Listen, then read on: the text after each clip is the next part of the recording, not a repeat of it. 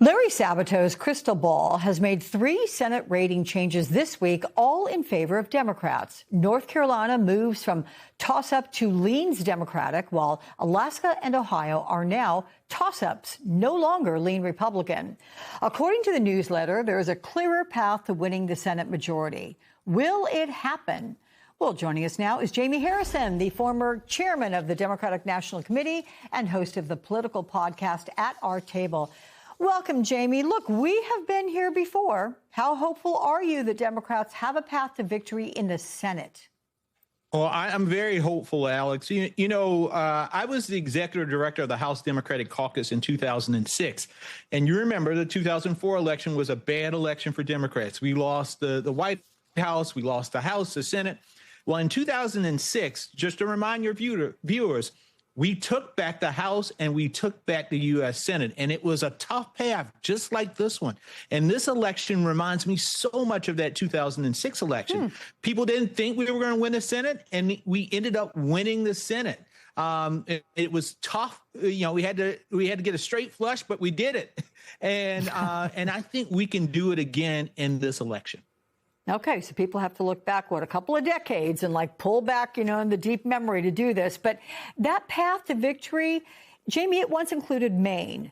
Do you think Maine remains within reach given Graham Plattner's issues? Yes, I do. I was a big supporter of Governor Janet Mills and still am. But now this is a race and it's a binary choice. It's between Graham Plattner and it's Susan Collins. And listen, Susan Collins, she always talked about her concerns, right?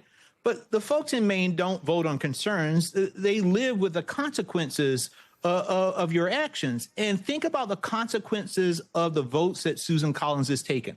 Reproductive rights in this country have been overturned because of her vote. Voting rights protections have been weakened because of her vote. You have a Supreme Court that is increasingly hostile to individual freedoms. So Susan Collins wants to be remembered for her concerns, but the rest of us have to live with the consequences of her votes. And that is what this election is going to come down to in Maine.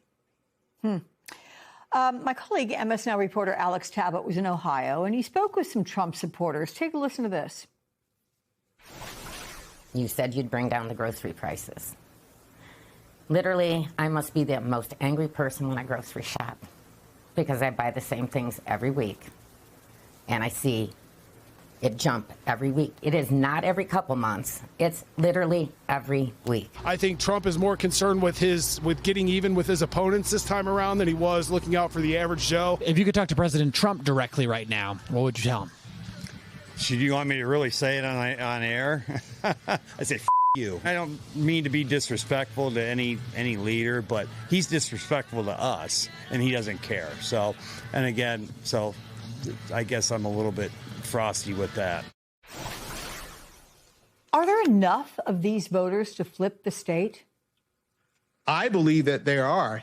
Listen, if there's one state that I think people should watch on election night, and that's Ohio. I think in both that governor's race with Dr. Amy Acton going against Vivek Ramaswamy and in the U.S. Senate race with Sherrod Brown, I think Democrats are going to win both the governor's race and the U.S. Senate race in Ohio. And it's because of the fatigue with Trump. People see him building this glorious ballroom. They see him destroying the White House grounds for some, fight that he's going to put on the grounds, while they can't pay for a gallon of gas because it's so expensive. The cost of eggs and milk is going through the roof, and he doesn't care. He said, I'm happy about inflation. Well, these people, the people that you talk to, aren't. And they're going to take out that frustration on the Republicans that have been rubber stamps to him. And there's no place to see that more than to see it in Ohio. Got to say, that inflation comment by the president, that was a head scratcher, no doubt. And we're going to hear it over and over again, Alex. Okay.